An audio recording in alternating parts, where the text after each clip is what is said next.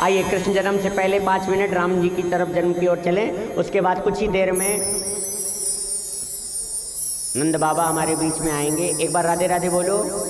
बोलो सियावर रामचंद्र भगवान की। पहला सुख निरोगी काया, दूसरा हो घर में माया, तीसरा सुख सुलक्षणा नारी, चौथा सुख पुत्र हो आज्ञाकारी। दशरथ जी के सब कुछ था, पुत्र नहीं था। मैया ओ मेरी माँ, पुत्र नहीं था। एक बार भूपति मन माई, भय ग्लानि मोरे सुतनाई। विश्वामित्र जी के पास पहुंचे और कहने लगे महाराज हमारे कोई पुत्र नहीं है, आप पुत्र दे देंगे क्या?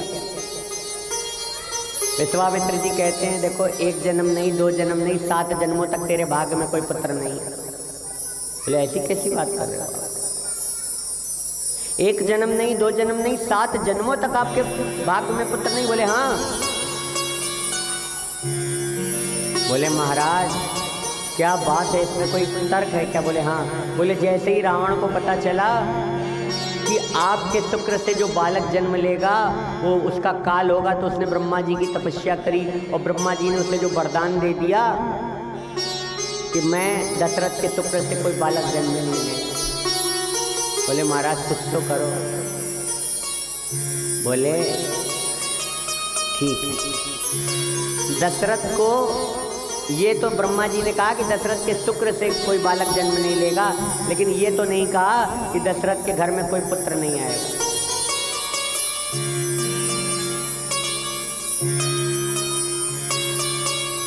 ये तो नहीं कहा कि उसके घर में कोई पुत्र नहीं आएगा।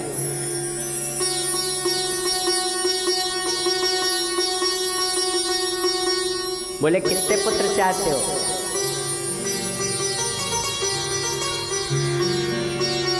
बोले 1 नहीं, तुम्हें हम 4 पुत्र देंगे। धरऊं धीर हुई है सुतचार, 1 नहीं 4 पुत्र देंगे तुम्हें। आज बोले क्या करें? बोले जाओ जल्दी श्रृंगी ऋषि को बुलाओ। आज श्रृंगी ऋषि आए हैं मेरी माँ, और श्रृंगी ऋषि पुत्र कामना के लिए यज्ञ करने लगे। जैसे ही यज्ञ करने बैठे राजा दशरथ, वैसे ही यज्ञ नारायण भगवान साक्षात प्रकट हो गए। बोले यज्ञ नारायण भगवान की। और जब यज्ञ नारायण भगवान आए तो खीर की कटोरी लेकर आ गए, और जब खीर की कटोरी लेकर आ गए तो राजा दशरथ से कहा जाओ ये अपनी 3 रानियों को खिला देना। 3 रानियां सुमित्रा, कैकेयी, कौशल्या के पास गए और कहा जाओ ये खीर खा लो, जितनी जल्दी खीर खाओगे उतनी जल्दी गर्भवती हो जाओगे।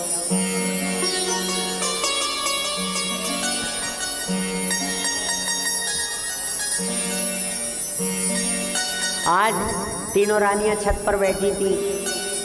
सबसे पहले कैकेयी ने खीर खाई, फिर कौशल्या ने खीर खाई। सुमित्रा अपने हिस्से की खीर खाने जा रही थी, तब तक एक चील आ गई और उनके हिस्से की खीर ले गई। रोने लगी सुमित्रा। अब जब सुमित्रा रोने लगी मेरी माँ, तो सुमित्रा जब रोने लगी तो जानते हो वो चील जो लेके गई थी, वो चील कौन थी? बोले वो ब्रह्मा जी के लोक में एक चील थी, एक अप्सरा थी। एक दिन नृत्य कर रही थी ब्रह्मलोक में, एकाएक इंद्र आ गए। इंद्र ने गले से सोने का हार निकाला। वो देखकर इतना मोहित हो गई कि ब्रह्मा जी ने श्राप दे दिया, जा तू हार के लिए हर जगह मुंह मारती है, जा मैं तुझे श्राप देता हूँ, तू अगले जन्म में चील बन जा। बोले महाराज त्राहिमाम किया। तो बोले ठीक है, तू श्राप से मुक्ति कब मिलेगी? बोले जिस समय सुमित्रा खीर खा रही होंगी, वो खीर उठाकर वहाँ से तू, जो अंजनी माँ है वो तपस्या कर रही होंगी, किसके लिए? पुत्र कामना के लिए, उनके जाके हिस्से में वो खीर डाल देना। बोले ठीक है। तभी रामनवमी पहले आती है, हनुमान जयंती बाद में आती है। सच मायने में एक ही खीर के 2 प्रसाद हैं। राम जी के सगे भाई हैं कौन? हनुमान जी महाराज। बोलिए हनुमान जी महाराज की। बोल वृंदावन बिहारी लाल की। आज आज मेरी माँ,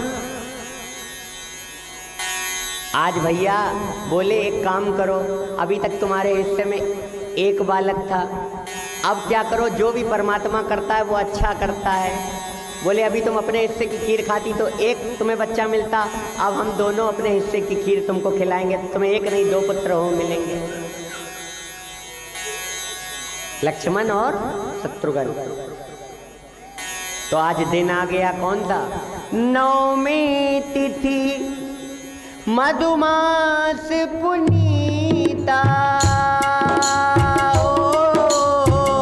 नवमी तिथि मधुमास पुनीता,